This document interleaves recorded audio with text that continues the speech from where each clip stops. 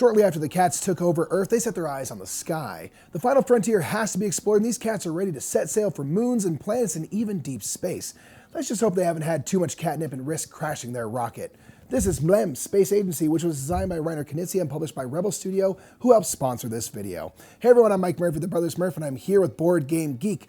Well, a new cat commander is about to start a mission, and we have to get on board, so let's get this game down to the table to go a little more in focus on MLEM, Space Agency.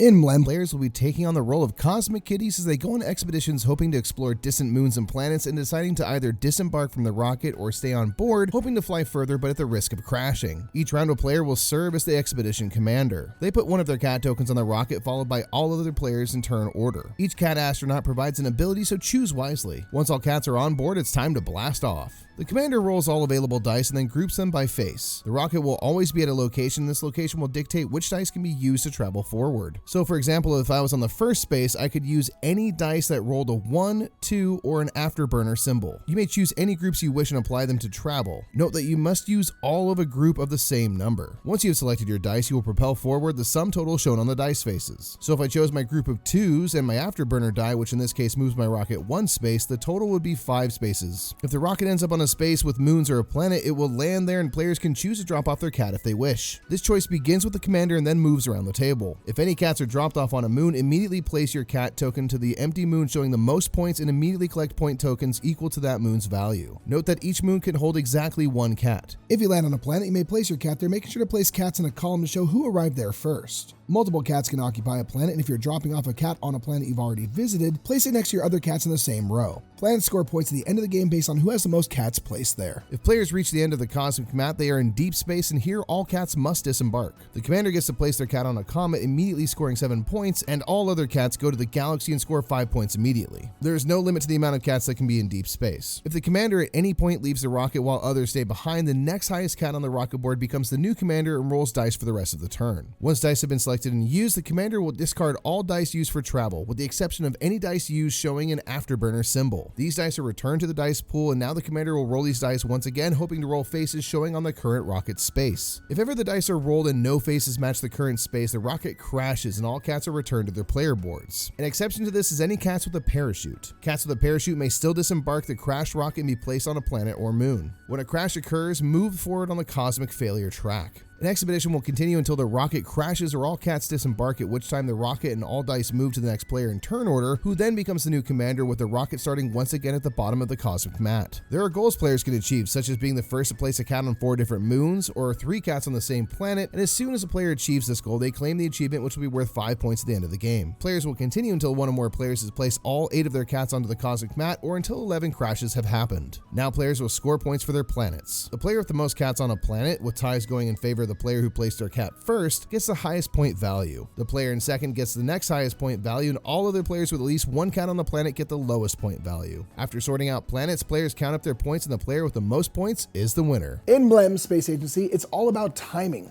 When do you stay on board, and when do you count your wins or hop off the rocket? Each cat has an ability, and choosing which cat to use for which expedition can benefit you greatly. And there are some advanced modules like UFOs to help take your space travel to the next level as well. And if MLEM Space Agency seems like a game you'd enjoy, be sure to check out its page at BoardGameGeek.com. And until next time, I'm Mike Murphy. I've been here with Board Game Geek, and we've been going in focus on MLEM Space Agency. Have a great day.